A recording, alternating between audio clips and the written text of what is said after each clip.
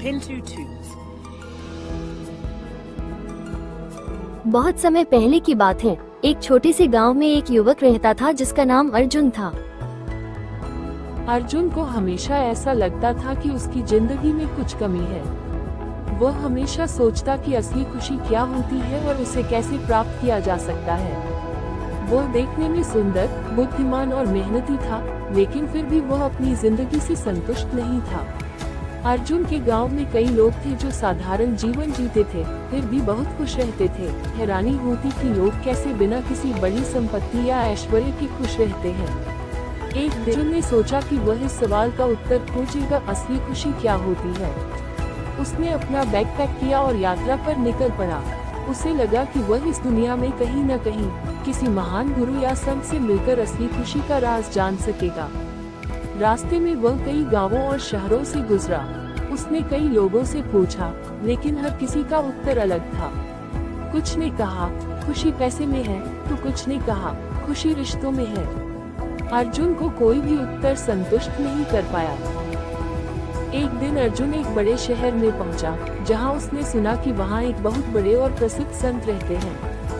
लोग कहते थे कि वह संत हर समस्या का हल जानते हैं और उन्होंने बहुत से लोगों को उनके जीवन में असली खुशी दिलाई है।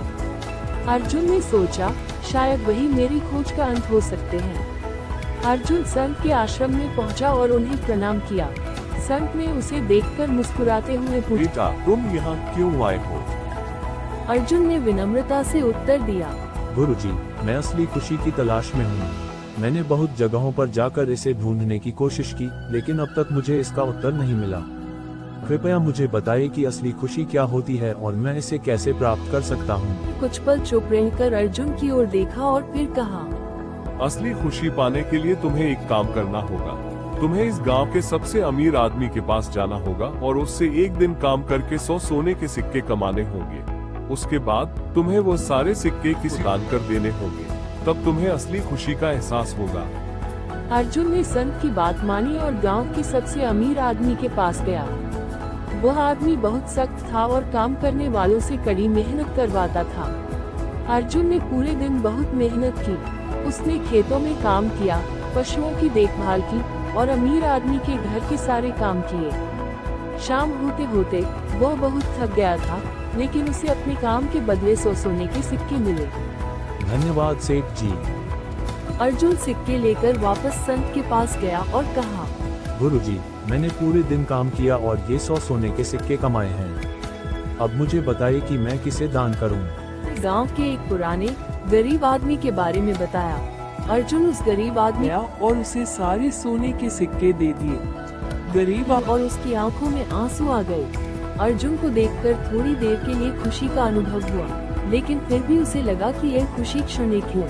अर्जुन वापस संत के पास गया और कहा, गुरुजी, मैंने आपकी आज्ञा का पालन किया और सिक्के दान कर दिए, लेकिन मुझे अब भी ऐसा नहीं लगता कि। संत ने मुस्कुराते हुए कहा, अर्जुन, खुशी केवल देने में नहीं, बल्कि इस समझ में है कि जीवन के हर पल में एक गहरा अर्थ छिपा होता है। असली खुशी तब मिलती है जब हम खुद को पूरी तरह से जीवन की हर छोटी बड़ी चीज के साथ जोड़ लेते हैं। तुमने सिक्के दान किए, लेकिन वह केवल एक काम था। असली खुशी तब आती है जब तुम निस्वार्थ होकर किसी के लिए कुछ करते हो, बिना किसी बदले की उम्मीद के। असली खुशी तब मिलती है जब तुम अपने आसपास की छोटी छोटी चीजों में आनंद ढूंढते हो, जब तुम दूसरों की मदद करके उनके चेहरों पर मुस्कान लाते हो, और जब तुम इस सच्चाई को समझते हो कि खुश रहना एक आंतरिक स्थिति है, बाहरी नहीं। इसके बाद अर्जुन ने तय किया कि वो अपने गांव वापस लौटेगा और वहां के लोगों के साथ अपने अनुभव साझा करेगा। जब वो गांव पहुंचा, तो उसने वहां के लोगों के साथ मिलकर एक छोटा सा आश्रम बनवाया, जहां हर कोई आकर अपनी समस्याएं साझा कर सकता था और शांति पा सकता था। धीरे धीरे अर्जुन ने अपनी खुशी दूसरों की सेवा में ढूंढी। वो अब न तो दौलत के पीछे भागता था, न ही उसे किसी बाहरी चीज में खुशी ढूंढनी थी। वो अब समझ चुका था कि असली खुशी वही होती है जो हम अपने भीतर से महसूस करते हैं, न कि वो जिसे हम बाहर से पाने की कोशिश करते हैं। उसने अपने जीवन को दूसरों की भलाई के लिए समर्पित कर दिया और इसी में उसे असली सुख और संतोष मिला।